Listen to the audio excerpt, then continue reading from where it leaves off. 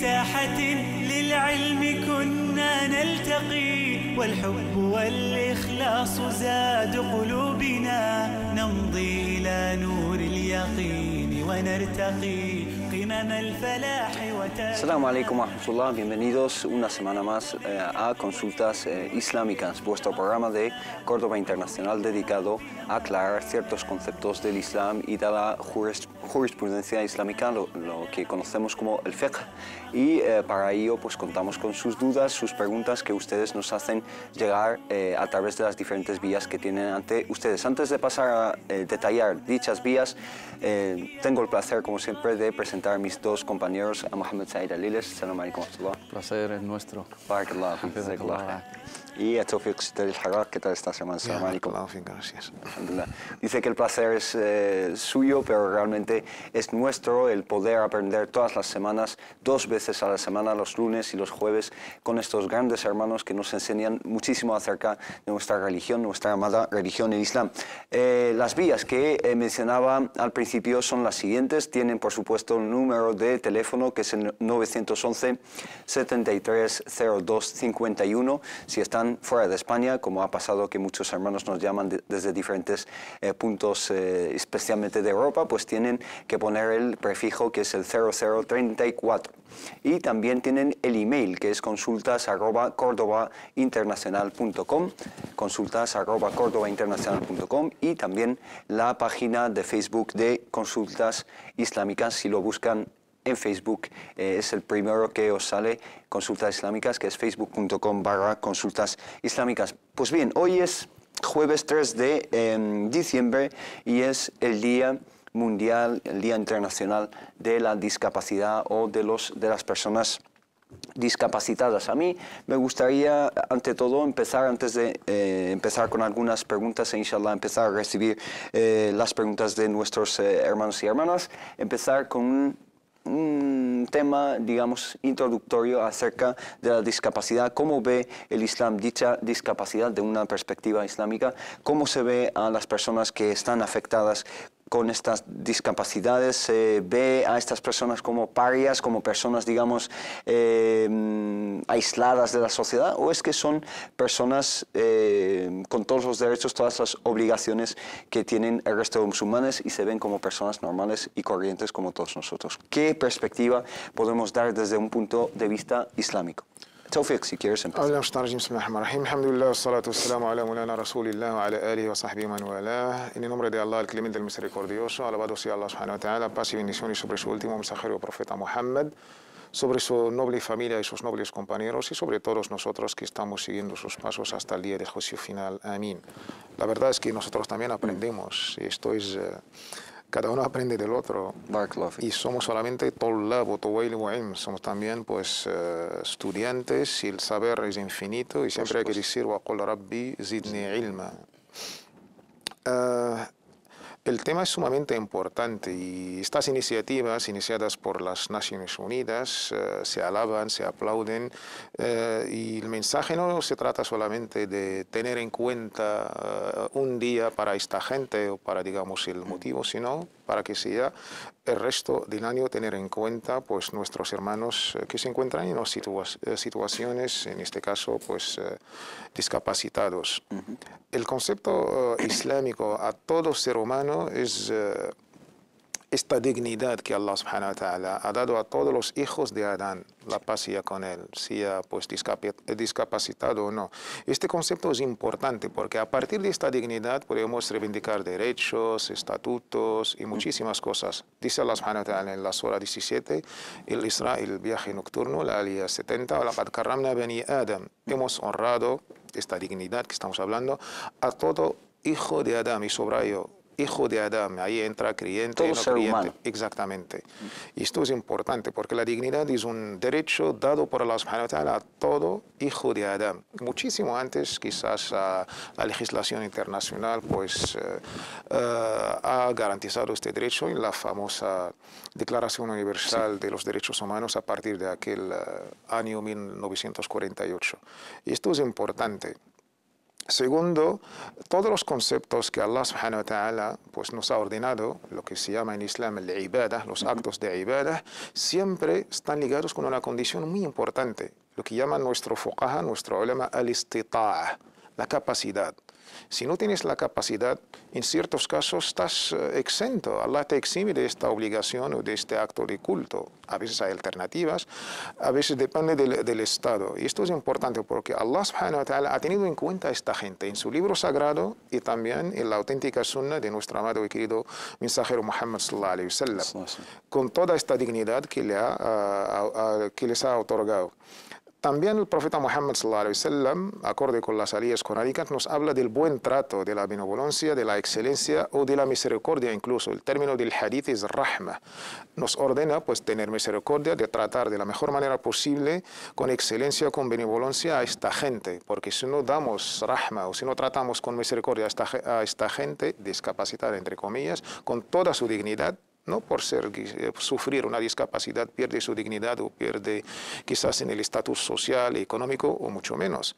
Si no tratamos con misericordia, Allah subhanahu wa ta'ala, como recompensa, tampoco nos va a tratar a nosotros con esta misericordia. Sí.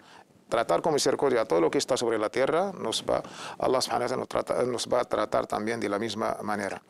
Y estos son conceptos muy importantes. Incluso el Jalifa Omar, el profeta Muhammad sallallahu alaihi wasallam, Abu Bakr, el resto siempre de los califas, han incluso una parte de sueldo dedicado a esta gente por sus discapacidades físicas que no pueden alcanzar un trabajo o no pueden quizás encontrar un trabajo que tiene en cuenta sus condiciones físicas. Siempre se le ha dedicado una parte de Beit al-Mal, de la hacienda o del Estado, le ha tenido siempre en cuenta. Hermano Mohamed Said, acerca de esto, ¿qué trato deberíamos tener con estas personas? El Islam nos manda honrar a estas personas, darles la dignidad y además de eso, pues, ¿qué trato también tuvo el profeta sallallahu alaihi wasallam con las personas que sufrían estas diferentes discapacidades y que vivían entre los sahaba? El Islam en su mensaje global siempre nos llama a la solidaridad y nos llama a considerarnos como un cuerpo, ¿no? El profeta Muhammad sallallahu alaihi wasallam en un hadith auténtico, digamos, describe la umma como un cuerpo humano. Cuando adolece una parte de él, todo el resto de los miembros pues corren en su auxilio y en su ayuda y en solidaridad con ellos. مثل المؤمنين في تودهم وتعاطفهم وترحمهم كمثل الجسد الواحد إذا اشتكى منه عضو تداعى له سائر الجسد بالسهر والحمى.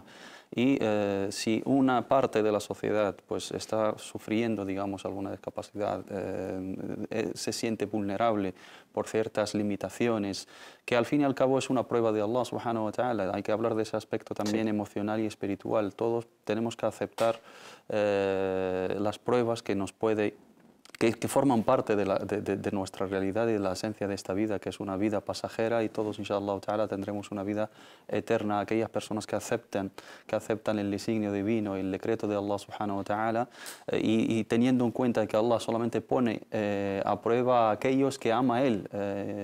Inna Allah idha ahabba abdan ibtalah, o asaba min, como dice el profeta Muhammad sallallahu alaihi wasallam. Allah subhanahu wa ta'ala, cuando ama a un siervo suyo, pues le pone pruebas y digamos, no voy a hablar de sufrimiento, sino pone unas pruebas para hacer destacar esa sumisión a su voluntad y ese amor hacia Allah y esa encomendación en la misericordia de Allah y todo lo que le rodea, sus familiares, etc. Por lo tanto, es un aspecto de creencia. Primero, aceptar el designio divino si a alguien de nosotros le toca algo, alguna prueba de ese tipo, alguna discapacidad física o psíquica o sufrirlo en nuestro entorno familiar. Eso primero hay que aceptarlo porque es una prueba de Allah subhanahu wa ta'ala y en ella hay un bien, conlleva una recompensa a la hora de tener paciencia y tener aceptación y someterse a la voluntad de Allah. Luego, como comunidad, tenemos un deber hacia esas personas vulnerables. Si el fiqh, si la jurisprudencia islámica, Allah subhanahu wa ta'ala, el legislador y su profeta Muhammad sallallahu alaihi wasallam, ha tenido muy en cuenta a esas personas y les ha dado un estatuto especial digamos, en el rango de los preceptos y los rituales. Como umma también tenemos obligaciones y tenemos que ser solidarios con las personas normales en las situaciones digamos, desfavorables. ¿Qué hay que decir de las personas que sufren esa discapacidad de forma permanente? Tenemos hechos en la historia del Islam. La solidaridad en el Islam con esta categoría no es algo nuevo, ¿no? Podemos hablar desde el primer siglo del Estado Islámico, ¿no? Podemos hablar de de la época de Umar ibn Abdul Aziz, radiyallahu anhu arda, en su califato, que mandó a hacer un recuento, a hacer un sondeo de todas las personas discapacitadas en el Estado Islámico para que se le asigne una retribución económica como ayuda, ¿no?, a sus familias. En el fiqh al-Maliki tenemos un apartado, en el fiqh al-Hanafi, perdón, hay un apartado que obliga a Beit al-Mal, digamos el tesoro público musulmán, a asignar una subvención y unas ayudas a las familias y a las personas discapacitadas en función de su situación. Por lo tanto, los musulmanes tenemos que tener muy en cuenta esa categoría, facilitarles y ayudarles. El profeta Muhammad sallallahu alaihi wasallam siempre trataba de una manera especial. Tenemos el caso de Abdullah ibn Umm Maktum, que era una persona ciega y vino a buscar información sobre el Islam, y el profeta Muhammad sallallahu alaihi wasallam en su momento, porque estaba, digamos, muy ocupado hablando con los más destacados, con la élite de la sociedad quraisí, al ser una persona ciega, pues no le dedicó el suficiente tiempo y lo aplazó para otro momento. Allah subhanahu wa ta'ala le reveló toda una sura reprochando al profeta Muhammad sallallahu alaihi wasallam al mismísimo profeta por no haberle dedicado tiempo a una persona ciega, porque estaba haciendo una labor del da'wa, y cuando lo veía el profeta Muhammad sallallahu alaihi wasallam posteriormente decía: marhaban billadhi atabani fihi rabbi, bienvenido aquel que Allah subhanahu wa ta'ala me reprochó por él. O sea, eso nos da a entender. Y luego en la historia del Islam, como el Islam, alhamdulillah, dio oportunidad a esas personas, vemos que grandes personalidades del Islam, grandes sabios en diferentes campos, en diferentes especialidades, tenían cierta discapacidad y fueron conocidos, tenían un apodo relacionado con esa discapacidad. Tenemos a Abdurrahman ibn Hurmuz al-A'raj, uno de los grandes sabios del hadith, y en el Islam es prohibido, digamos, tachar a alguien o darle un apodo discriminatorio, salvo en los casos que con ello destaca y lo diferenciamos con otros. Teníamos Sulaiman ibn Mahran, que era el A'mash, ¿no?, que tenía legañas y tenía problemas de vista y veía mal y se le denominaba como tal, pero no era un insulto en su caso, sino algo que le destacaba, porque a pesar de esa discapacidad destacó en las ciencias islámicas. Tenemos el A'raj, tenemos Hatim al-Asam, tenemos Qalun, que es uno de los recitadores de las versiones mutawatira, un rawi del Imam Nafi', ¿no?, una de las más extendidas riwayat hoy en día, por ejemplo, en Túnez, en Libia y en muchos más países. Y para los recitadores, Qalun era Asam, era sordo y no escuchaba. Hamza al-Zayyat es uno de los 7 recitadores, y Ashar al-Mutawatirun también era ciego, y grandes sabios en la historia del Islam, que esa discapacidad no les ha llegado a aislarse, a estar marginados, sino todo lo contrario, han contribuido positivamente en el Islam. Y Allah subhanahu wa ta'ala y el Islam en su código, al tratar con toda la humanidad, nos habla de unos parámetros para destacar. No es el físico, ni es no tener ninguna discapacidad, ni es tener todas las cualidades físicas, sino at-taqwa y el temor de Allah. Inna akramakum inda Allahi atqakum. El mejor de vosotros en la balanza de Allah es el que más piedad tiene, más temor de Allah y más conciencia de Allah tiene. Esto que indicas que estas discapacidades o estas cualidades físicas no nos ponen por encima ni por debajo de los demás. Allah subhanahu wa ta'ala nos lo indica en el Corán, en Surat al-Hujurat, que nos dice que no nos mofemos de los demás. ¿Qué dice el Islam acerca de, digamos, burlarse de la gente y tratar a la gente de esta manera, digamos, irónica, etcétera?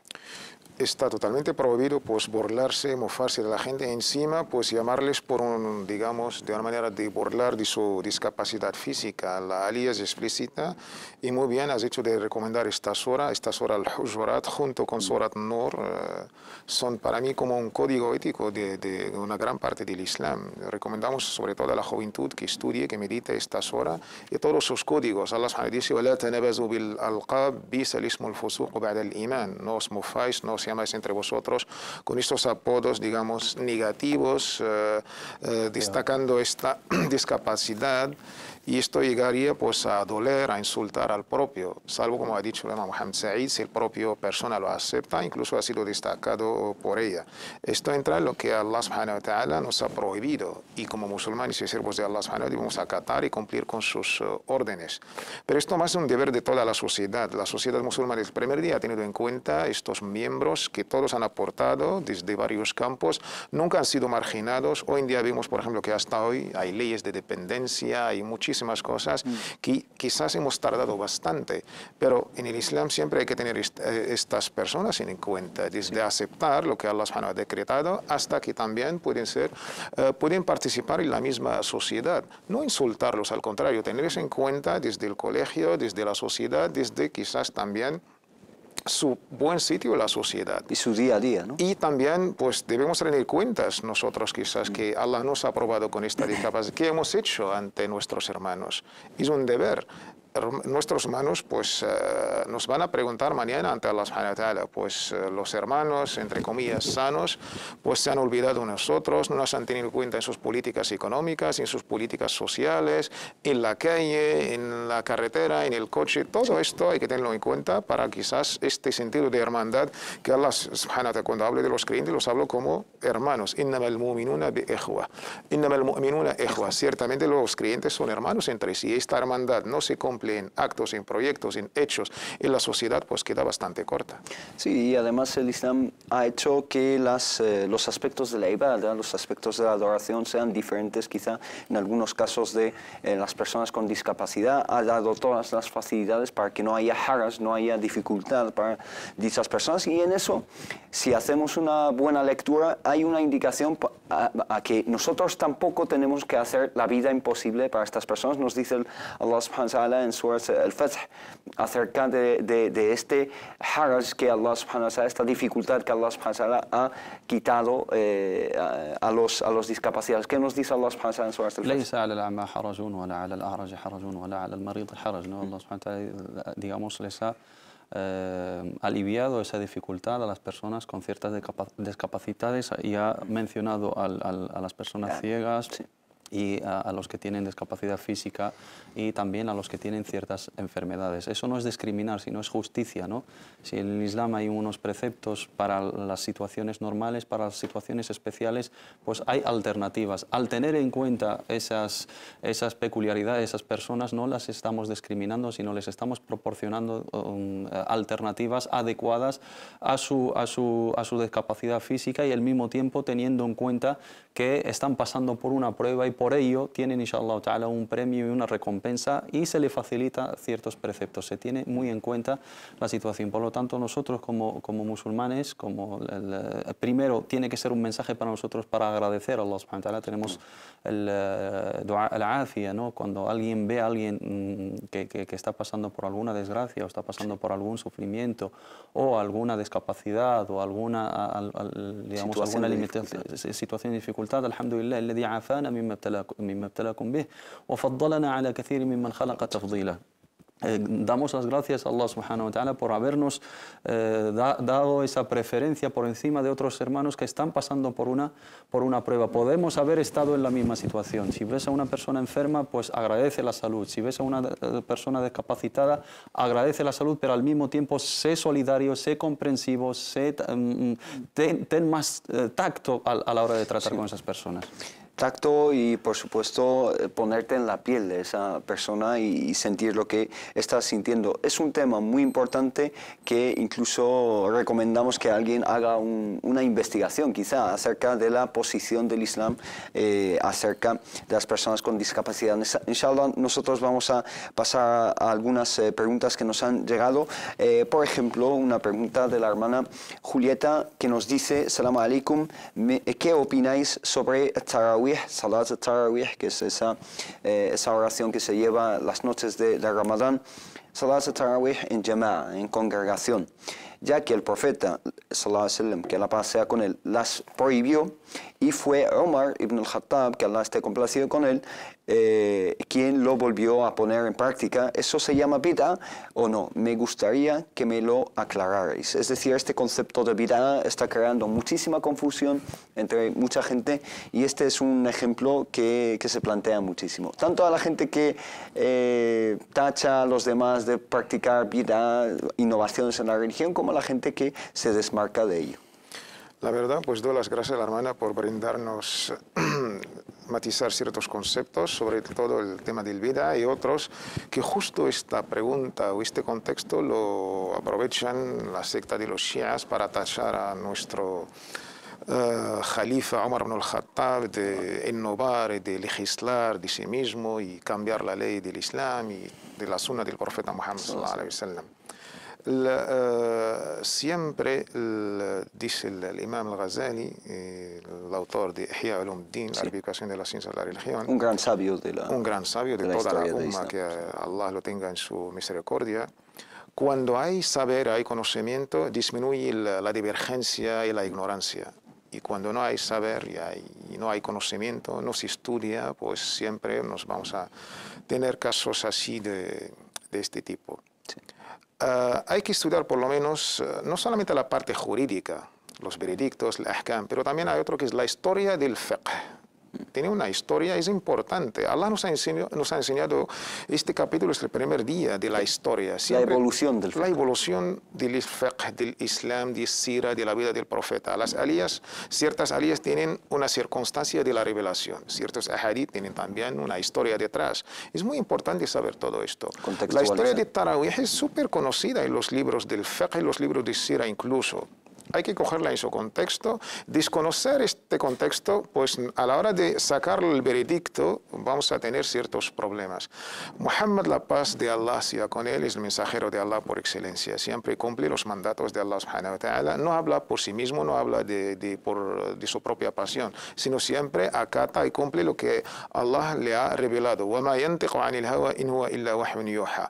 Cuando se decretó Salatut Tarawih, estando el profeta Muhammad sallallahu alaihi wasallam en el segundo año después de la Hijra, justo con la prescripción de Ramadán. El primer Ramadán ha sido pues el segundo año después de la Hijra. Pues se ha prescrito el ayuno y junto con el ayuno Salat Tarawih. El primer día salió el profeta Muhammad, la paz sea con él, hizo Tarawih, el imam y toda la umma detrás.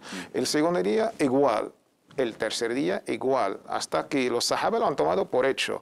Pero el cuarto día, en ciertas versiones, otras tercer día, no importa, el profeta, después de rezar la Isha, volvió a su casa. Y su casa estaba junto, incluso tenía una ventana que veía toda la gente que estaba en la mezquita.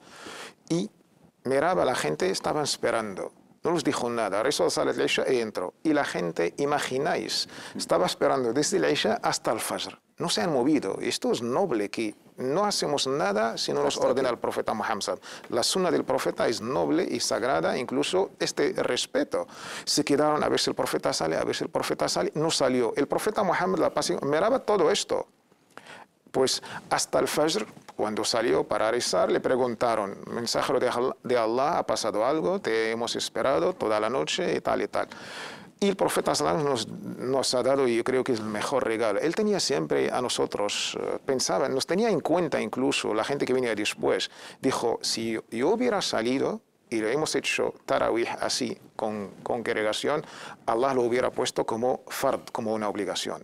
Por eso, yo he pensado en vosotros. No quería pues daros una carga o quizás una dificultad más. Por eso, no salió el profeta para que se quede como algo recomendable, sunnah. Y esto es noble del profeta Muhammad. Ha pensado en nosotros, la pregunta, nosotros hemos pensado en el mensajero, la paz de Allah, estamos siguiendo su auténtica sunnah incluso hoy en día, y se quedó el tema así. Pues a veces se hace, a veces no se hace, hasta que murió el profeta Muhammad. Vino Abu Bakr, lo mismo.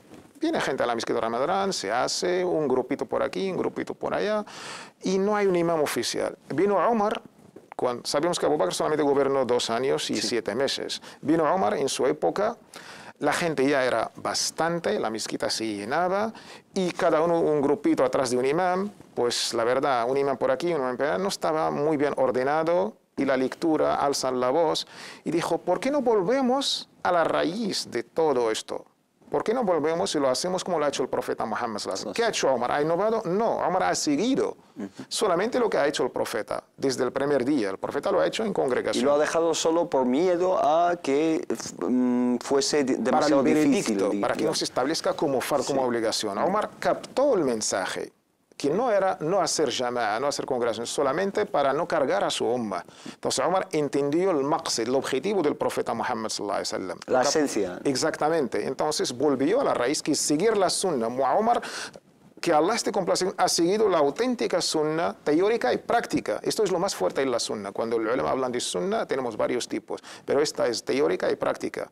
Hechos y dichos del profeta Muhammad sallallahu alaihi wasallam. Pues volvió, buscó dos imames alternándose, ¿no? Exacto, pues Ubay ibn Ka'b, el otro ahora no me recuerdo cómo se llamaba, y los ha hecho de imames oficiales y ordenando para que la gente pues siga Salat Tarawih en grupo, en congregación, con un imam, que tenía buena recitación, y de ahí pues la umma ha seguido pues la sunna de Omar ibn Abi Bakr, que el profeta Muhammad nos ordenó seguir su sunna. Tenemos un hadith conocido, alaykum bi sunnati wa sunnati al-khulafa ar-rashidin. Debéis seguir mi sunna y la sunna de los califas bien guiados. Y uno de estos califas es Omar ibn al-Khattab, que no ha legislado de sí mismo, que no ha inventado nada nuevo, sino que ha vuelto a la raíz, ha seguido la sunna del profeta Muhammad, la paz sea con él.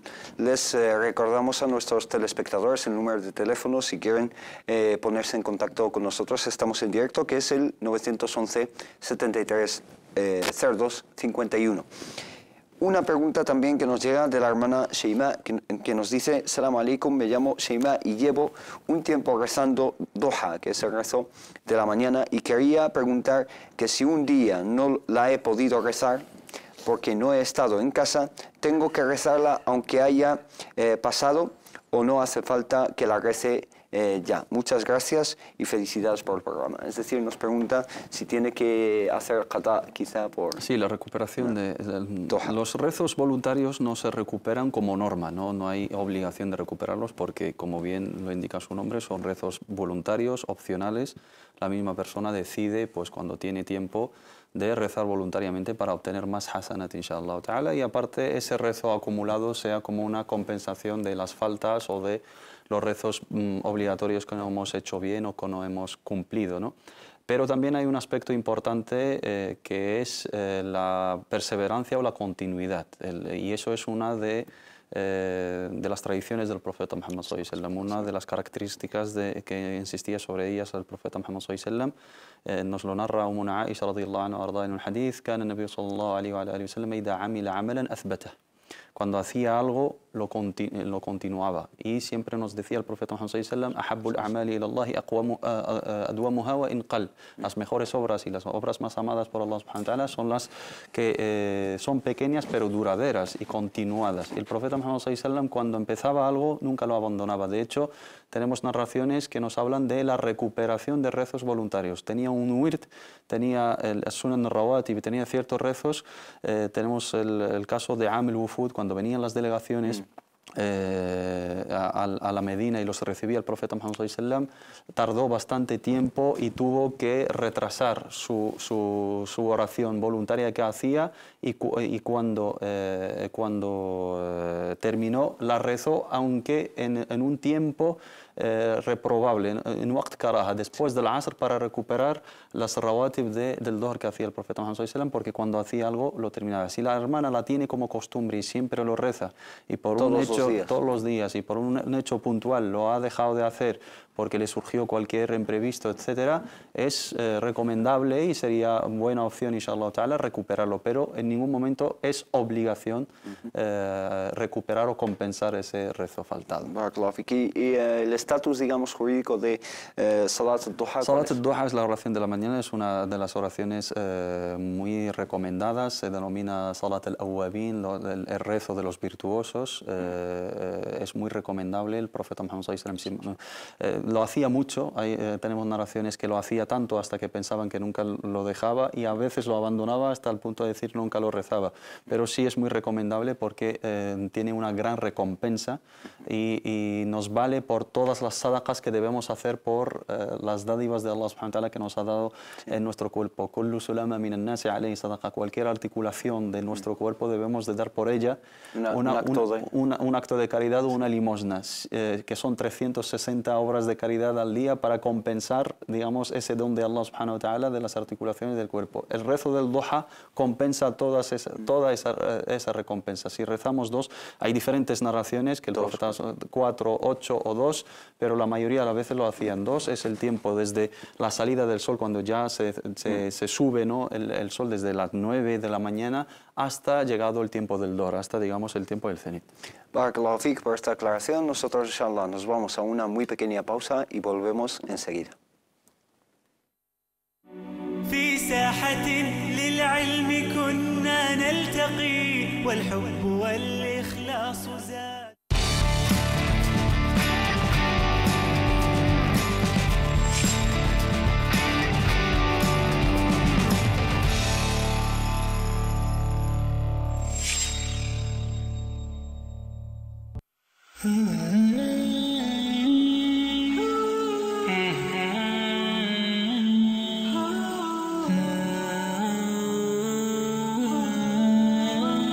Hagan cuentas de sus actos antes de que sean llamados a rendir cuentas.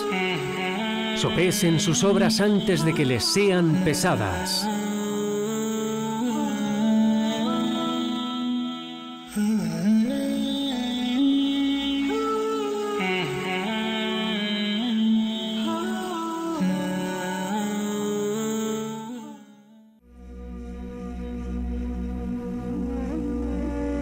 Oh Allah, ¿cómo perdonas nuestra ignorancia? ¿Cómo toleras nuestra insolencia? Ante nuestra imprudencia, muestras connivencia. Ante nuestra indecencia, muestras indulgencia. Ante nuestra deficiencia, muestras paciencia. Nuestra actitud es pura desobediencia. Nuestras palabras expresan indiferencia. Nuestras acciones exhiben pestilencia. Nuestras almas han caído en la decadencia. Nuestra violencia ya roza la demencia. El mal se ha convertido en nuestra esencia y el error y la negligencia son nuestra herencia. Estamos bajo tu infinita clemencia y te suplicamos desde la impotencia. Alivia esta carencia y cura nuestra dolencia. Danos la conciencia y clarividencia suficientes para respetar tu presencia.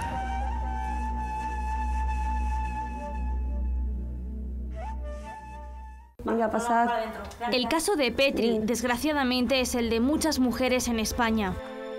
Un matrimonio de 15 años marcado por el maltrato y por el miedo. Por eso, hasta que se conozca el resultado de su recurso, un GPS de Cruz Roja es su única protección ante un posible nuevo quebrantamiento de la orden de alejamiento por parte de su exmarido. Yo había llegado a un límite, pero no me decidía, entonces ya el médico vio las lesiones un día y dijo que hasta aquí, porque un día de eso te va a matar. El padre de sus 5 hijos lleva más de 1 año y medio sin saber de ellos y sin verles. Ellos veían cómo me pegaba y entonces han visto y han oído cosas que un niño jamás debe ver. Con un proceso de desahucio que ya ha comenzado, su exmarido decidió dejar su trabajo y ya no pasa la manutención a sus hijos. Como no me ha ayudado, pues yo no he podido hacerme cargo de la hipoteca, ¿no? Porque si pagaba la hipoteca no comíamos. Pues que necesito ayuda. Porque es muy duro, ¿no? Decir, joder, es que no tengo ni para leche. Y es que ahora toca seguir luchando, aunque a veces parezca que flaquean las fuerzas.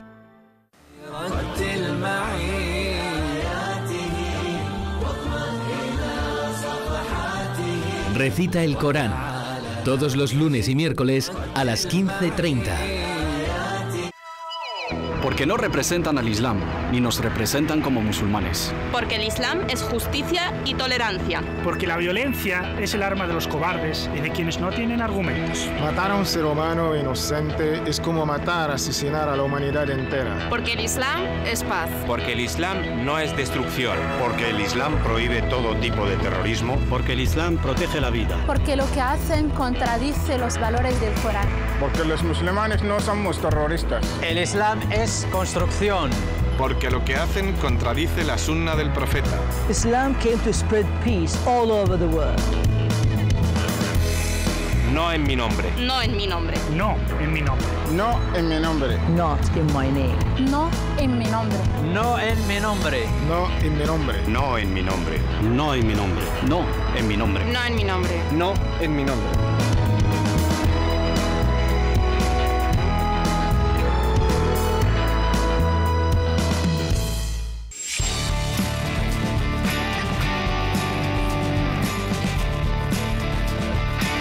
Hoy comentamos, todos los martes, en directo a las 19 horas. La Unión Europea nos ha...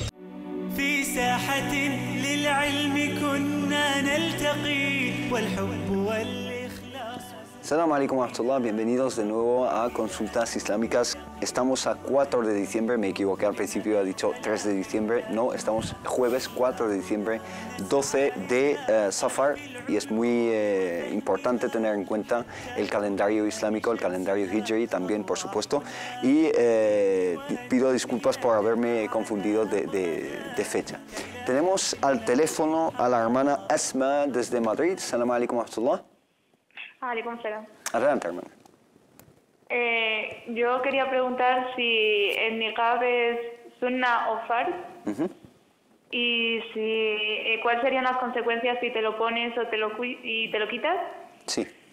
Y si es conveniente llevarlo en un país europeo o no. Muy bien. ¿Alguna otra pregunta? No, estas son las que tengo ahora. Muy bien. 3 preguntas, inshallah, enseguida las responderemos. Barakallahu fik. Assalamu alaikum. Bueno, Asma desde Madrid nos pregunta básicamente sobre el niqab. Primero, si es sunna o es fard. Vamos a responder a esta pregunta. ¿Es sunna, es fard? ¿Qué dicen los eruditos del Islam? ¿Existe un consenso alrededor de este tema, hermano Tawfiq? El tema del niqab es un tema que ya siempre sale, es un tema incluso políticamente aquí en Europa se ha manipulado bastante. A nivel de la jurisprudencia islámica nos consta que el Jumhur, más o menos las 3 escuelas, la escuela Hanafi, la escuela Maliki y la escuela Shafi'i, opinan por el hijab o por la mujer musulmana en su vestimenta debe cubrir todo salvo la cara y las manos, las 2 manos. Y también una opinión conocida dentro de la misma escuela Hanbali. Sin embargo, la opinión oficial de la escuela Hanbali opta por el niqab y sobre todo los últimos Hanbalis, para concretar. Tardíos. Exactamente. Y nos consta siempre, yo en este debate recomiendo el libro de un gran sabio estudioso que ha hecho una gran, digamos, un estudio comparado y reconocido por casi todo el mundo, alhamdulillah, es el imam Muhammad Nasir al-Albani, ya sobra decir quién era el gran imam al-Albani. Tiene un libro titulado por Hijab al-Mar'ati al-Muslima, la vestimenta de la mujer. No me gusta traducir velo, porque se limita solamente a un trozo por encima de la cabeza, no. El hijab o la vestimenta islámica de la mujer musulmana. Y ha hecho un estudio comparado entre todas las opiniones y quién era el imam al-Albani, su escuela salafi, para conocer, y llegó a la conclusión que la sunna del profeta sallallahu alaihi wasallam es cubrir todo menos la cara y las 2 manos. Y se basó al famoso hadith de Asma, la hija de Abu Bakr, incluso lo declaró como Hasan. Este hadith es bastante, digamos, criticado entre los sabios, pero él, según sus turuq que ha hecho el imam al-Albani, pero sin embargo, el mismo imam al-Albani decía que la sunna, para seguir la sunna del profeta, es cubrir todo menos la cara y las 2 manos. Pero si la mujer como virtud quiere, digamos, algo más y llevar el niqab, ella está en su, digamos, su libertad personal, incluso es fadl, es una virtud. Pero no es fard. No es obligatorio. Esto es Allahu a'lam. Hermano Mohamed Said. Sí, nuestros sabios lo suelen resumir con 2 palabras. Es fadila wa laysa farida. O sea, es una virtud y no una obligación. La obligación de la mujer musulmana, respetando el código de la vestimenta en el Islam, es tener en cuenta las condiciones, porque siempre hemos insistido que no existe una vestimenta islámica si no son condiciones para la vestimenta, y esto hay que dejarlo claro. Si una vestimenta reúne esas condiciones, que al fin y al cabo solamente se permite descubrir para la mujer musulmana, en este caso, el rostro y las palmas de las manos. Tenemos el hadith que ha mencionado el hermano Tawfiq, y también en el caso del hajj, incluso aquella mujer que suele, digamos, cubrir su cara, tiene la obligación descubrir su rostro y descubrir sus manos, porque es una de las cuestiones que serían que vulnerarían o que anularían el estado de consagración del ihram. Por lo tanto, no es una obligación, pero si una mujer, según el contexto social en el cual vive, lo ve oportuno o se siente más cómoda con ello, o lo ve una virtud en su caso, sin entrar, digamos, en unas consecuencias negativas, se tiene que respetar como una libertad personal, no más. Barakallahu fik, la segunda pregunta es la consecuencia que tendría, en su caso, ¿no? Si una mujer que lleva el niqab pues decide en un punto dado de su vida pues dejar de llevarlo, eso conlleva una consecuencia, según lo que acabáis de plantear, si no es fard, me imagino que no conlleva consecuencias, es decir, niqab. Si no lo lleva, no, en absoluto. La mujer musulmana, como obligación, como hemos dejado claro y como es la opinión de la mayoría de nuestros sabios y nuestras escuelas jurídicas y la opinión más sólida, solamente debe de cubrir todo su cuerpo, salvo el rostro y las manos, teniendo en cuenta las condiciones de la vestimenta islámica. Como bien ha mencionado el hermano, no limitar solo el hijab a un tema de velo, un pañuelo, un fular, etcétera, sino es el conjunto de la vestimenta y lo que conlleva esa vestimenta a la hora de la conducta y de los modales. Bueno, para las personas que quieran enterarse de las condiciones que debe cumplir la vestimenta islámica para hombres y para mujeres, que se refieran, inshallah, al capítulo 8 y 9 de Consultas Islámicas. Ahí lo hemos tratado con bastante detalle, así que está en YouTube, quien quiera verlo, inshallah, en el capítulo 8, a finales del capítulo 8, y en el 9 al principio hablamos en detalle de las condiciones. Y también la última pregunta son, con brevedad, barakallahu fikum, es si es recomendable o no llevarlo en Occidente, si pensáis que es lo apropiado llevarlo en un país y un contexto occidental. Con brevedad, jazakumullah. Es que este tema es muy complicado. Hay dos conceptos que hay que tenerlos en cuenta, al ámbito personal y al ámbito, digamos, social dentro de una sociedad o dentro de un país. A nivel individual, pues cada persona es libre según pues hacer visible su libertad religiosa. Y alhamdulillah, aquí en nuestro contexto español, desde el artículo 16, pasando por la ley de libertad religiosa, nos garantiza pues nuestra libertad religiosa. A nivel de una sociedad, de un país, yo personalmente no recomendaría a las hermanas de llevar el niqab en un país occidental por varias razones.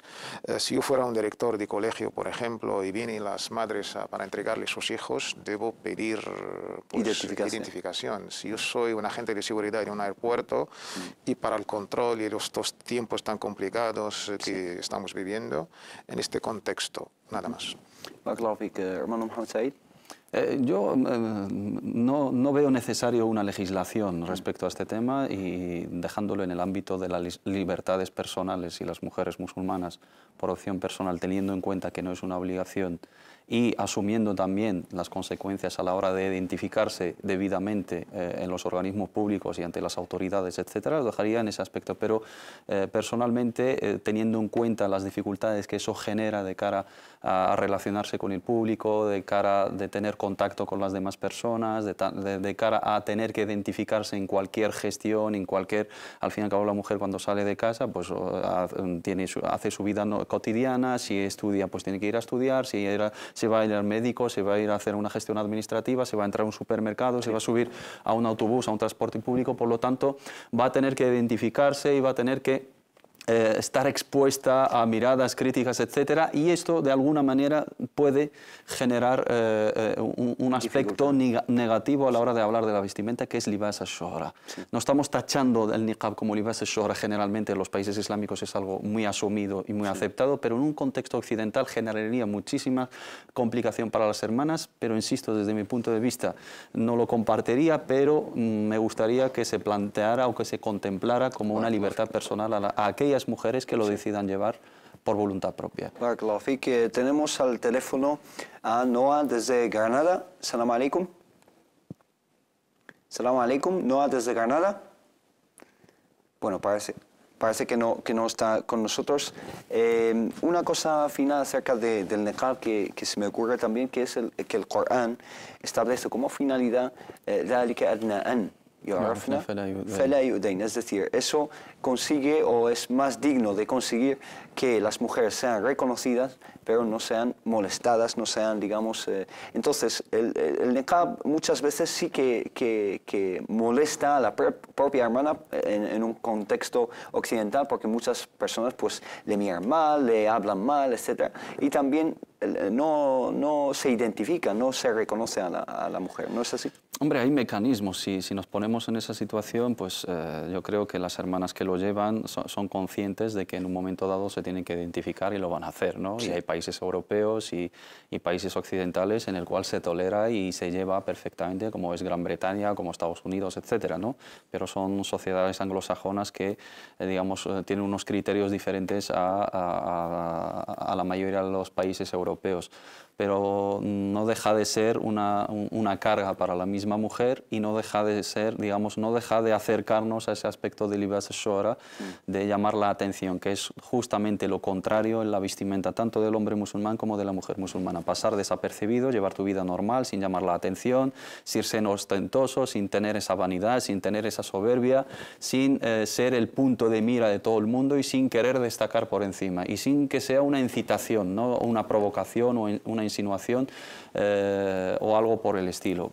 Pero insisto que, digamos, sin necesidad de leyes, sin necesidad de recriminación a esas mujeres, ni discriminarles, ni limitar sus libertades, yo creo que es un tema que se debe de tratar dentro de la comunidad musulmana, que los mismos musulmanes aconsejen a esas hermanas, explicarles bien el estatus legal de esa vestimenta, cuando la mujer sabe o sepa que no es obligatorio y sepa las consecuencias negativas que pueda producir de cara al da'wa, de cara a relacionarse con los demás. Yo creo que la misma mujer musulmana optaría por desistir a llevarlo en ese contexto y tiene la libertad de llevarlo en otro. Pero si le limitas con una ley y le quieres limitar su libertad, igual lo que consigues...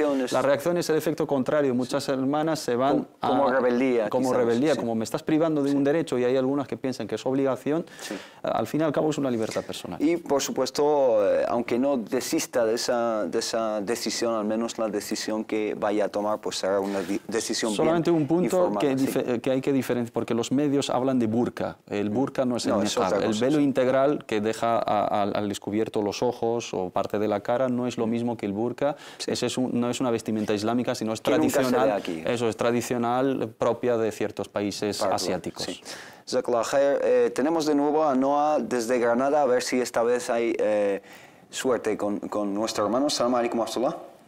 Salam alaikum, hermano. Alaikum salam wa rahmatullah. Hermana Noah, adelante. Buenas tardes. Buenas tardes. Mira, una duda que tengo. Últimamente sueño con la mezquita. ¿Sueñas con la mezquita? Sí, el primer sueño que tuve fui a la mezquita y había una mujer que estaba rezando y no tenía shisheda. Sí. Yo le di la mía y la compartimos y rezamos las dos. Frente mía había una llave.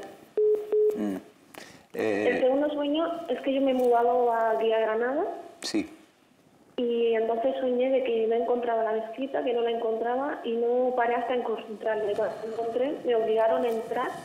No es que me obligaron, sino que me encontré a dos muchachas y empezaron, entra, que aquí es donde se reza, aquí es donde se reza. Y entonces no sé si tengo que hacer una trabaja o cualquier cosa. Sí, son sueños relacionados con la mezquita entonces, ¿no? Sí. Pues enseguida, inshallah, veremos si los hermanos te pueden dar alguna recomendación. Barakallahu fik. Vale, muchas gracias. A ustedes, salam alaikum. Bueno, insisto que nosotros no tenemos esa capacidad de interpretar sueños, ¿no? No obstante, alguna recomendación a la hermana, ¿no? Ya que es un sueño relacionado con la mezquita, ¿qué decirle, no? Sí, pues hay que buscar a José, el mensajero de Allah, el profeta, la paz sea con él, que ha sido pues una de las darivas de Allah subhanahu wa ta'ala. Consultas islámicas hay que dejarlo muy claro, es un programa de consultas, de jurisprudencia, de aclarar los temas relacionados con la jurisprudencia, que tú la verdad lo haces muy bien y tampoco es fatwas y todo esto. El tema de las interpretaciones de los sueños, yo no soy un intérprete de sueños, solamente digo lo que las hermanas y los hermanos deben tener en cuenta. no hay que darle mucha importancia al sueño y al mundo de los sueños. Hay toda una cultura de comprar libros del famoso libro de Tafsir al-Ahlam, Imam Ibn Sirin, la interpretación de los sueños del Imam Ibn Sirin. Y hay que saber que los sueños que han sido contados a Ibn Sirin los mismos sueños que vas a soñar tú. Y la interpretación que ha dado a Muhammad Ibn Sirin a este no es la misma para ti. Vinieron dos personas a Muhammad Ibn Sirin y cada uno soñaba haciendo de muaddin. Y uno le ha dicho, tú te vas a hacer el peregrinaje y tú te van a cortar la cabeza. Han visto un mismo sueño, haciendo el adán este y el otro. Y la gente que estaban ahí, sus discípulos, se han quedado un poco sorprendidos. Y Muhammad ibn Sirin, que tenía este don de Allah subhanahu wa ta'ala, les dijo, a base del Corán, que el adán que ha hecho Ibrahim para avisar a la gente de hacer el Hajj, y la sura de José, aquel fa'addana mu'adhdhinun ayyatul 'ir, cuando llamo a alguien que dentro de la caravana de camellos hay algún ladrón. Los sueños en Islam son de tres tipos. Un sueño que es bishara, una buena noticia, una buena aventura que nos da Allah subhanahu wa ta'ala. Algo que yasur wa la yaghur, que nos da una buena noticia. Es recomendable contarle a alguien virtuoso que nos da una buena explicación, una buena interpretación. Y nada más, dar las gracias a Allah subhanahu wa ta'ala. No nos basamos sobre los sueños. Quizá este sueño que o dos sueños que nos cuente la hermana, primero ha visto en nosotros algo bueno, y ha visto en este sueño algo bueno, ya que se trata de una mezquita, una alfombra donde rezar que comparte, pues quizá ello puede indicarle que vaya a la mezquita, quizá como una indicación. Es lo único que podemos decir, ¿no? Se puede interpretar como una buena nueva, inshallah ta'ala, y una bishara que debe alegrarse por ahí a la hermana, sobre todo, o una llamada de atención por si no reza y no respeta el horario de su oración, que lo tenga en cuenta, que tenga en cuenta la mezquita y la oración, que es nuestra relación con Allah. Más allá de eso, la interpretación, nadie subrayo eso, nadie puede interpretar los sueños, ni nadie tiene esa capacidad, ni podemos basarnos sobre lo que vemos en los sueños.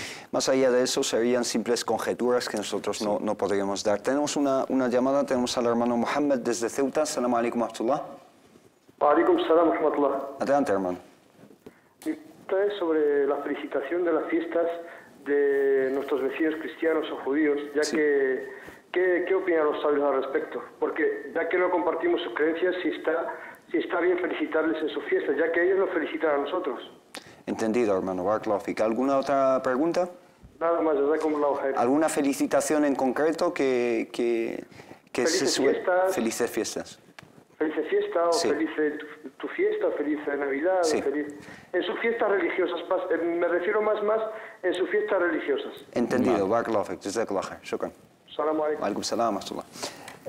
Bueno, Mohammed desde Ceuta nos pregunta una pregunta que se plantea muchísimo en estas fechas: felicitar a personas de otras confesiones sus fiestas religiosas, ¿no? Sí, el tema ya lo hemos hablado más de una ocasión. Hay que saber el contexto donde estamos viviendo. Participar en las fiestas religiosas está totalmente prohibido y lo hemos dejado muy claro. Entra el segundo apartado, que es felicitar las fiestas religiosas. ¿A qué nos referimos al decir fiestas religiosas? El mismo concepto que tenemos en nuestra jurisprudencia, las fiestas diniyya, al-a'yadu diniyya, al-muta'abbadu, Allah azza wa jal biha. Que son adoraciones, ¿no? Adoración, un acto de adoración en sí misma. Sí. En sí mismo. Esto hay que tenerlo en cuenta a la hora de hacer el veredicto, o halal o haram, o permitido o prohibido. Si no tenemos esta imagen bien... Exacto, esta concepción bien clara digamos, en nuestra mente, todos los veredictos vendrán pues por aquí, por allá. Nuestros sabios en el Consejo Europeo de Fatwa e Investigación han tratado el tema sobre el contexto europeo que estamos viviendo y han dicho que felicitar las fiestas y exactamente de Navidad, lo han dicho en su famosa fatwa. Christmas, Navidad, Bon Nadal, cualquier idioma, el Milad, entra en lo que es at-tahiyya, el saludo, devolver el saludo, entra en lo que en el apartado del fiqh es adat, costumbres, tradiciones, no entra en el apartado de ibadat, actos de culto y de adoración. Y Allah subhanahu wa ta'ala nos dice, la famosa ayah, cuando nos saludan debemos devolver el mejor saludo posible, o por lo menos devolver el mismo saludo. Si ellos nos felicitan en Ramadán, nos felicitan en la fiesta del sacrificio, digamos, según esta aliyah, por lo menos por cortesía, por educación, por trato, por el birr wal ihsan, que nos ordenó Allah subhanahu wa ta'ala en la otra aliyah, la yanhakumullahu 'anil ladhina lam yuqatilukum fid din wa lam yukhrijukum min diyarikum an tabarruhum wa tuqsitu ilayhim. Este benevolencia, esta excelencia hacia nuestros vecinos, nuestros conciudadanos, entra en este apartado. Entonces, felicitarlos en no, digamos, compartir sus creencias. Estamos felicitando pues una fiesta, para ellos es religiosa, para nosotros no. Si es felices fiestas, no tiene connotaciones religiosas. Eso es al final, pero hay que tener el concepto claro antes de dar los ejemplos. Creo que los romanos deben separar las dos cosas. Esto es importantísimo. Felicitar entra dentro de lo que es la edad, los actos de... Y tampoco no es obligatorio. Si hay una necesidad social, cultural, convivencia, entre esta convivencia ciudadana que estamos viviendo. Barakallahu fik, que quizá este tema lo vayamos a tratar, inshallah, cuando nos acerquemos, nos vayamos acercando a las fechas, en concreto, las fechas de Navidad y del Año Nuevo y de Reyes, etc. Inshallah, nos dedicaremos a ello con detalle. Unas últimas preguntas, nos quedan 5 minutos. Nos dice... Un hermano nos dice, Omar, nos dice, Assalamu alaikum, una pregunta acerca del tema de la nacionalidad. Es que me estoy interesando por hacerme la nacionalidad y si me podéis resolver la duda de si es haram o si es halal. Hacerse la nacionalidad española, inglesa, bueno, británica o de cualquier país. País generalmente no musulmán, me refiero. Los hermanos, las dudas que les genera es esta cuestión, piensan que a la hora de adoptar una nacionalidad de un país tienen que renegar de su religión o de su din o su creencia, ¿no? Y que adoptar una nacionalidad determinada es incompatible con nuestra identidad musulmana. Esto de entrada es falso y erróneo, y el llevar una nacionalidad hoy en día de un país musulmán, tradicionalmente musulmán, pues tampoco se justifica islámicamente el llevar una nacionalidad. Hay mucha gente que vive en países musulmanes y que no son musulmanes. Efectivamente. Los musulmanes, la minoría musulmana que vive en contextos occidentales, desde mi punto de vista, desde mi valoración personal y modesta experiencia, yo creo que es una obligación para los musulmanes hoy en día, sería un tema wajib. Toda aquella persona que tiene la posibilidad de nacionalizarse en el mismo país donde está residiendo, para él es una obligación. ¿Por qué? Porque a través de eso puede conseguir sus derechos, puede reclamar sus derechos como ciudadano de pleno derecho de ciudadanía. Porque lamentablemente en Occidente se les sigue tratando a los inmigrantes como ciudadanos de segunda categoría o de tercera o de cuarta categoría. No gozan de todos sus derechos, aunque están cumpliendo con sus deberes. El inmigrante al vivir en España o en Francia o en Escocia o en Inglaterra está pagando sus impuestos debidamente como cualquier otro ciudadano, le llega una multa de tráfico y la paga igual, tiene que pagar todas las tasas, cobra igual, o sea, no tiene ningún privilegio, pero a la hora de votar, a la hora de elegir sus representantes políticos, a la hora de exigir sus derechos, se le niega esos derechos alegando de que es un extranjero y un ciudadano, digamos, de otro país. Por lo tanto, si la vía de la nacionalidad nos otorga el derecho como ciudadanos, sobre todo después, en el caso de España, por ejemplo, por no ser de origen latino y tal, pues tienes que residir 10 años en vez de 2 en el caso de otras nacionalidades. Yo creo que 10 años es suficiente tiempo y periodo para, digamos, pertenecer y absorber todo lo positivo en la cultura y considerarse parte de esa sociedad, sobre todo los hermanos que ya tienen hijos aquí, que su vida va a ser aquí, seguramente morirán aquí y nietos y se enterrarán aquí. Por lo tanto, hay que velar y hay que interesarse por nacionalizarse para ser ciudadanos de pleno derecho. De una vez por todas se tenga en cuenta la comunidad musulmana como ciudadanos de pleno derecho. Hombre, me comentan que podrían enterrarse si abren el cementerio al final. Ese es otro tema. Nos hemos quedado casi sin tiempo, así que solo me queda en vuestro nombre darles las gracias a ambos hermanos, a Mohamed Said Aliles, Barakallahu Fik. Un placer, Barakallahu Fik. Y a Tawfiq Sidadil Harak, lo mismo, Barakallahu Fik, por todas tus explicaciones y toda la información que compartes con nosotros. Y a ustedes, muchísimas gracias por habernos seguido. Inshallah, nos vemos el lunes lunes que viene con más dudas, más preguntas y más explicaciones muy interesantes de ambos hermanos. Que pasen una formidable semana y que Allah subhanahu wa ta'ala les guarde y les bendiga siempre. Assalamu alaikum wa rahmatullahi ta'ala wa barakatuh.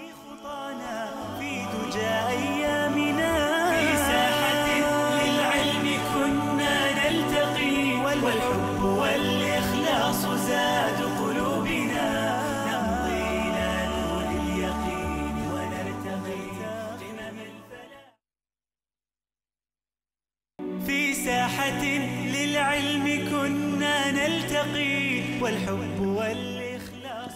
Assalamu alaikum wa rahmatullah, bienvenidos de nuevo a Consultas Islámicas. Estamos a 4 de diciembre, me equivoqué al principio, he dicho 3 de diciembre, no, estamos jueves 4 de diciembre, 12 de Safar, y es muy importante tener en cuenta el calendario islámico, el calendario Hijri también, por supuesto, y pido disculpas por haberme confundido de fecha. Tenemos al teléfono a la hermana Asma desde Madrid. Assalamu alaikum wa rahmatullah. Alaikum salam. Adelante, hermano. Yo quería preguntar si el niqab es sunna o fard y si cuáles serían las consecuencias si te lo pones o te lo quitas. Sí. Y si es conveniente llevarlo en un país europeo o no. Muy bien. ¿Alguna otra pregunta? No, estas son las que tengo ahora. Muy bien. 3 preguntas, inshallah, enseguida las responderemos. Barakallahu fik. Assalamu alaikum. Bueno, Asma desde Madrid nos pregunta básicamente sobre el niqab. Primero, si es sunna o es fard. Vamos a responder a esta pregunta. ¿Es sunna, es fard? ¿Qué dicen los eruditos del Islam? ¿Existe un consenso alrededor de este tema, hermano Tawfiq? El tema del niqab es un tema que ya siempre sale, es un tema incluso políticamente aquí en Europa se ha manipulado bastante.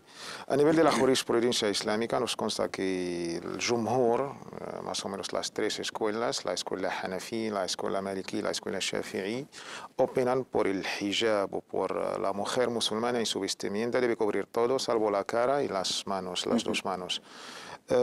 Y también una opinión conocida dentro de la misma escuela Hanbali. Sin embargo, la opinión oficial de la escuela Hanbali opta por el niqab y sobre todo los últimos Hanbalis para concretar. Tardíos. Exactamente. Y nos consta siempre, yo en este debate recomiendo el libro de un gran sabio estudioso que ha hecho una gran, digamos, un estudio comparado y reconocido por casi todo el mundo, alhamdulillah, es el imam Muhammad Nasir al-Albani, ya sobra decir quién era el gran imam al-Albani. Tiene un libro titulado por Hijab al-Mar'ati al-Muslima, la vestimenta de la mujer. No me gusta traducir velo, porque se limita solamente a un trozo por encima de la cabeza, no, el hijab o la vestimenta islámica de la mujer musulmana. Y ha hecho un estudio comparado entre todas las opiniones y quién era el imam al-Albani, su escuela salafi, para conocer, y llegó a la conclusión que la sunna del profeta sallallahu alaihi wasallam es cubrir todo menos la cara y las 2 manos. Y se basó al famoso hadith de Asma, la hija de Abu Bakr, incluso lo declaró como Hasan. Este hadith es bastante, digamos, criticado entre los sabios, pero él, según sus turuq que ha hecho el imam al-Albani, pero sin embargo, el mismo imam al-Albani decía que la sunna, para seguir la sunna del profeta, es cubrir todo menos la cara y las 2 manos. Pero si la mujer como virtud quiere, digamos, algo más y llevar el niqab, ella está en su, digamos, su libertad personal, incluso es fadl, es una virtud. Pero no es fard. No es obligatorio. Esta es Allahu a'lam. Hermano Mohamed Said. Sí, nuestros sabios lo suelen resumir con 2 palabras. Es fadila o laysa farida. O sea, es una virtud y no una obligación. La obligación de la mujer musulmana, respetando el código de la vestimenta en el Islam, es tener en cuenta las condiciones, porque siempre hemos insistido que no existe una vestimenta islámica si no son condiciones para la vestimenta, y esto hay que dejarlo claro.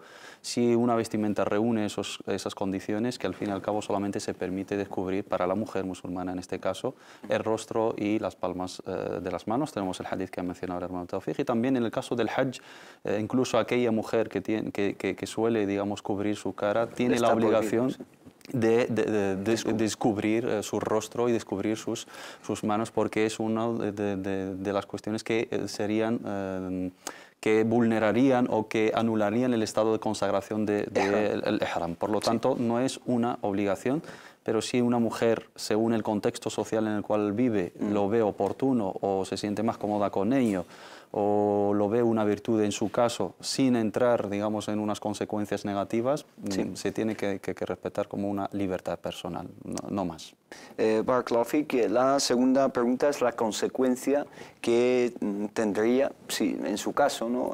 Si una mujer que lleva el niqab, pues decide en un punto dado de su vida, pues dejar de llevarlo, eso conlleva una consecuencia, según lo que acabáis de plantear, si no es fard, me imagino que no conlleva consecuencias, es decir, niqab. Si no lo lleva, no, en absoluto. La mujer musulmana, como obligación, como hemos dejado claro, y como es la opinión de la mayoría de nuestros sabios y nuestras escuelas jurídicas, y la opinión más sólida, solamente debe de cubrir todo su cuerpo, salvo el rostro y las manos, teniendo en cuenta las condiciones de la vestimenta islámica. Como bien ha mencionado el hermano, no limitar solo el hijab a un tema de velo, un pañuelo, un fular, etcétera, sino es el conjunto de la vestimenta y lo que conlleva esa vestimenta a la hora de la conducta y de los modales. Bueno, para las personas que quieran enterarse de las condiciones que debe cumplir la vestimenta islámica para hombres y para mujeres, que se refieran, inshallah, al capítulo 8 y 9 de Consultas Islámicas. Ahí lo hemos tratado con bastante detalle, así que está en YouTube, quien quiera verlo, inshallah, en el capítulo 8, a finales del capítulo 8, y en el 9 al principio hablamos en detalle de las condiciones. Y también la última pregunta son, con brevedad, Barakallahu fikum, es si es recomendable o no llevarlo en Occidente, si pensáis que es lo apropiado llevarlo en un país y un contexto occidental. Con brevedad, Jazakumullah. Es que este tema es muy complicado. Hay dos conceptos hay que tenerlos en cuenta, al ámbito personal y al ámbito, digamos, social dentro de una sociedad o dentro de un país. A nivel individual, pues cada persona es libre según pues hacer visible su libertad religiosa. Y alhamdulillah, aquí en nuestro contexto español, desde el artículo 16, pasando por la ley de libertad religiosa, nos garantiza pues nuestra libertad religiosa. A nivel de una sociedad, de un país, yo personalmente no recomendaría a las hermanas de llevar el niqab en un país occidental por varias razones. Si yo fuera un director de colegio, por ejemplo, y vienen las madres para entregarle sus hijos, debo pedir pues, identificación. Si yo soy un agente de seguridad en un aeropuerto y para el control y los dos tiempos tan complicados que estamos viviendo, en este contexto, nada más. Hermano Mohamed Said.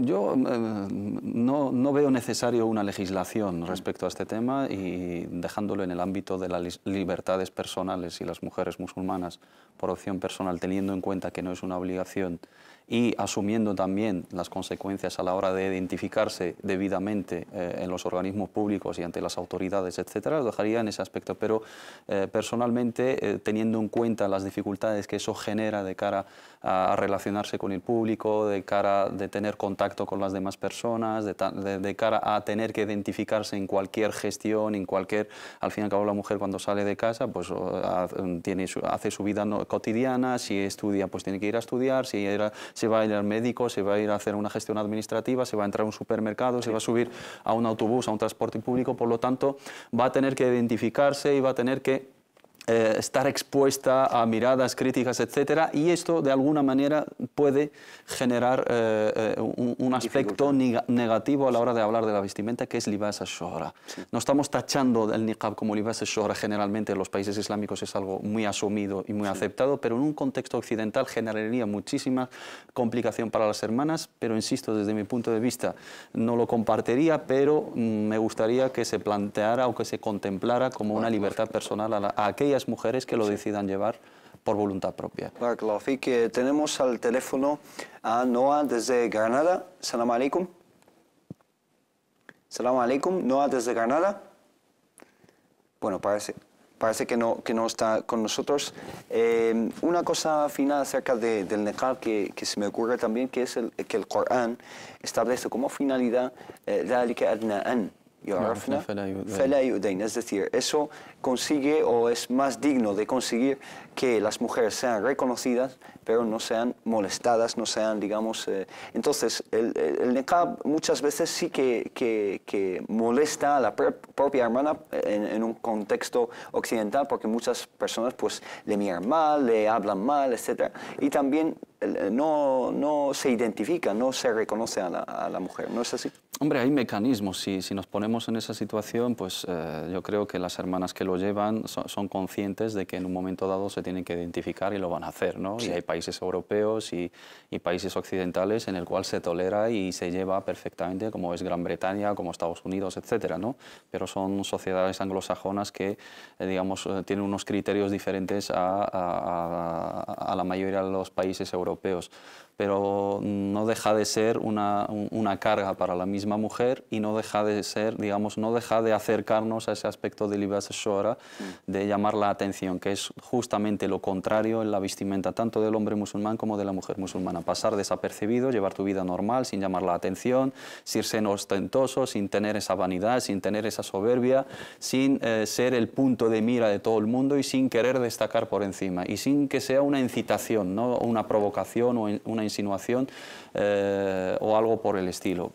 Pero insisto que, digamos, sin necesidad de leyes, sin necesidad de recriminación a esas mujeres, ni discriminarles, ni limitar sus libertades, yo creo que es un tema que se debe de tratar dentro de la comunidad musulmana, que los mismos musulmanes aconsejen a esas hermanas, explicarles bien el estatus legal de esa vestimenta, cuando la mujer sabe o sepa que no es obligatorio y sepa las consecuencias negativas que pueda producir de cara al da'wa, de cara a relacionarse con los demás. Yo creo que la misma mujer musulmana optaría por desistir a llevarlo en ese contexto y tiene la libertad de llevarlo en otro. Pero si le limitas con una ley y le quieres limitar su libertad, igual lo que consigues, la reacción es el efecto contrario. Muchas hermanas se van como rebeldía. Como rebeldía, como me estás privando de un derecho y hay algunas que piensan que es obligación, al fin y al cabo es una libertad personal. Y por supuesto, aunque no desista de esa decisión, al menos la decisión que vaya a tomar pues será una decisión solamente bien un punto informada, que hay que diferenciar, porque los medios hablan de burka. El burka no es el niqab. El velo integral que deja al descubierto los ojos o parte de la cara no es lo mismo que el burka. No es una vestimenta islámica, sino es tradicional. Eso es tradicional, propia de ciertos países asiáticos. Sí. Tenemos de nuevo a Noah desde Granada, a ver si esta vez hay suerte con nuestro hermano. Salam alaikum wa rahmatullah. Salam alaikum, hermano. Alaikum salam wa rahmatullah. Hermana Noah, adelante. Buenas tardes. Buenas tardes. Mira, una duda que tengo. Últimamente sueño con la mezquita. ¿Sueñas con la mezquita? Sí, el primer sueño que tuve fui a la mezquita y había una mujer que estaba rezando y no tenía shisheda. Sí. Yo le di la mía y la compartimos y rezamos las dos. Yo tenía había una llave. El segundo sueño es que yo me he mudado aquí a Granada. Sí. Y entonces soñé de que no encontraba la mezquita, que no la encontraba y no paré hasta encontrarla. Cuando la encontré, me obligaron a entrar. No es que me obligaron, sino que me encontré a dos muchachas y empezaron, entra, que aquí es donde se reza, aquí es donde se reza. Y entonces no sé si tengo que hacer una trabaja o cualquier cosa. Sí, son sueños relacionados con la mezquita entonces, ¿no? Sí. Pues enseguida, inshallah, veremos si los hermanos te pueden dar alguna recomendación. Barakallahu fik. Vale, muchas gracias. A ustedes, Bueno, insisto que nosotros no tenemos esa capacidad de interpretar sueños, ¿no? No obstante, alguna recomendación a la hermana, ¿no? Ya que es un sueño relacionado con la mezquita, ¿qué decirle, ¿no? Sí, pues hay que buscar a José, el mensajero de Allah, el profeta, la paz sea con él, que ha sido pues una de las dádivas de Allah subhanahu wa ta'ala. Consultas islámicas hay que dejarlo muy claro. Es un programa de consultas, de jurisprudencia, de aclarar los temas relacionados con la jurisprudencia, que tú la verdad lo haces muy bien y tampoco es fatwas y todo esto. El tema de las interpretaciones de los sueños, yo no soy un intérprete de sueños, solamente digo lo que las hermanas y los hermanos deben tener en cuenta. no hay que darle mucha importancia al sueño y al mundo de los sueños. Hay toda una cultura de comprar libros del famoso libro de Tafsir al-Ahlam de Imam Ibn Sirin, la interpretación de los sueños del Imam Ibn Sirin. Y hay que saber que los sueños que han sido contados a Ibn Sirin son los mismos sueños que vas a soñar tú. Y la interpretación que ha dado a Muhammad Ibn Sirin a este no es la misma para ti. Vinieron dos personas a Muhammad Ibn Sirin y cada uno soñaba haciendo de muaddin. Y uno le ha dicho, tú te vas a hacer el peregrinaje y tú te van a cortar la cabeza. Han visto un mismo sueño, haciendo el adán este y el otro. Y la gente que estaban ahí, sus discípulos, se han quedado un poco sorprendidos. Y Muhammad ibn Sirin, que tenía este don de Allah subhanahu wa ta'ala, les dijo, a base del Corán, que el adán que ha hecho Ibrahim para avisar a la gente de hacer el Hajj, y la sura de José, aquel fa'addana mu'adhdhinun ayyatul 'ir, cuando llamo a alguien que dentro de la caravana de camellos hay algún ladrón. Los sueños en Islam son de tres tipos. Un sueño que es bishara, una buena noticia, una buena aventura que nos da Allah subhanahu wa ta'ala. Algo que yasur wa la yaghur, que nos da una buena noticia. Es recomendable contarle a alguien virtuoso que nos da una buena explicación, una buena interpretación. Y nada más, dar las gracias a Allah subhanahu wa ta'ala. No nos basamos sobre los sueños. Quizá este sueño que o dos sueños que nos cuente la hermana, primero ha visto en nosotros algo bueno, y ha visto en este sueño algo bueno, ya que se trata de una mezquita, una alfombra donde rezar que comparte, pues quizá ello puede indicarle que vaya a la mezquita, quizá como una indicación. Es lo único que podemos decir, ¿no? Se puede interpretar como una buena nueva, inshallah ta'ala, y una bishara que debe alegrarse por ahí a la hermana, sobre todo, o una llamada de atención, por si no reza y no respeta el horario de su oración, que lo tenga en cuenta, que tenga en cuenta la mezquita y la oración, que es nuestra relación con Allah. Más allá de eso, la interpretación, nadie subrayo eso, nadie puede interpretar los sueños, ni nadie tiene esa capacidad, ni podemos basarnos sobre lo que vemos en los sueños.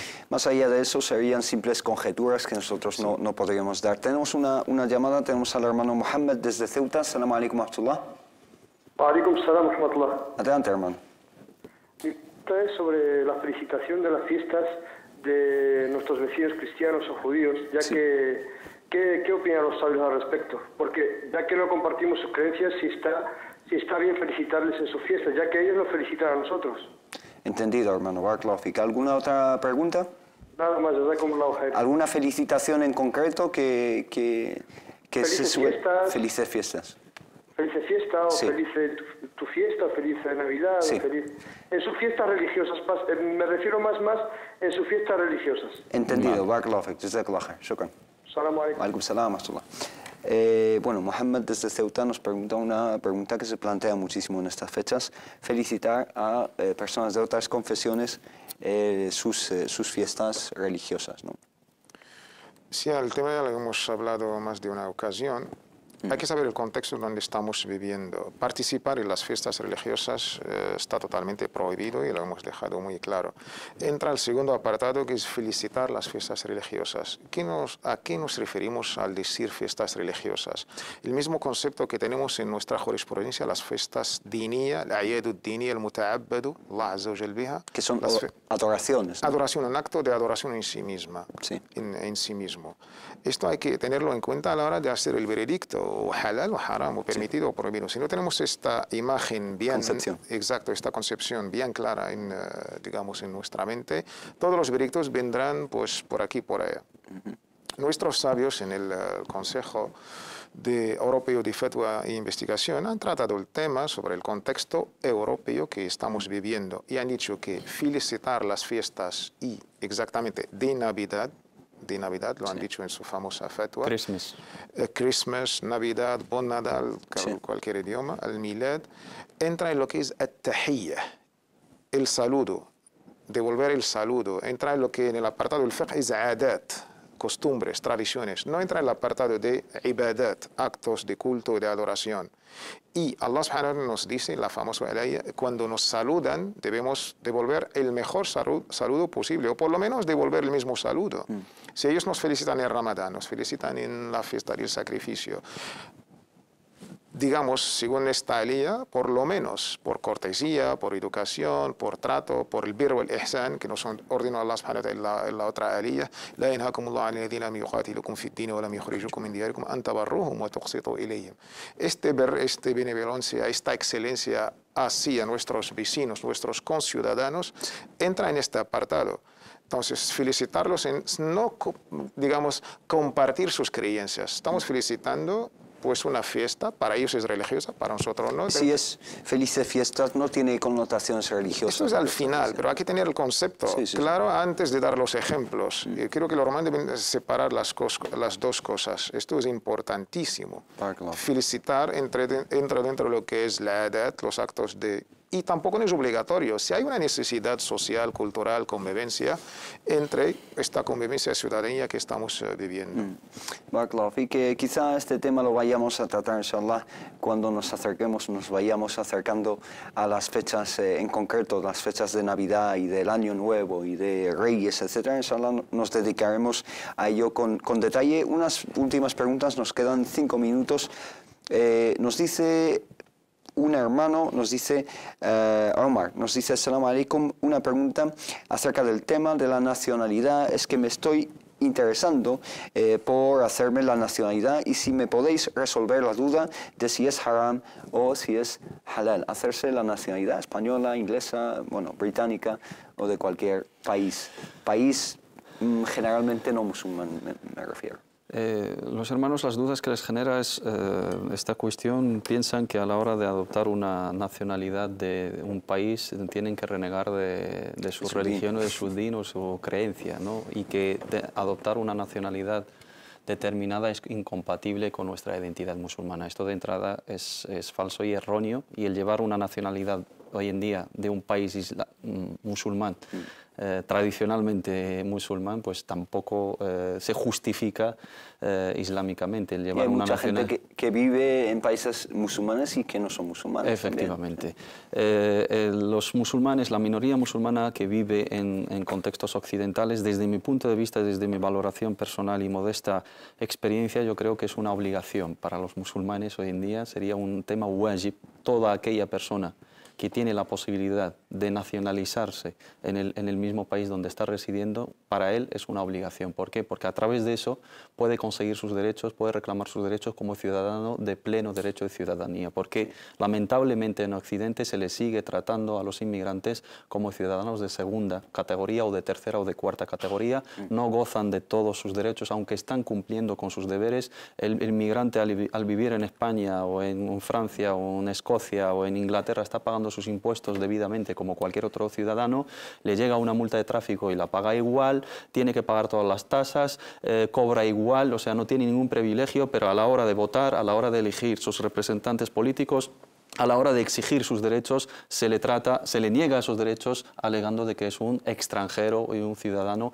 digamos, de otro país. Por lo tanto, si la vía de la nacionalidad nos otorga el derecho como ciudadanos, sobre todo después, en el caso de España, por ejemplo, por no ser de origen latino y tal, pues tienes que residir 10 años en vez de 2 en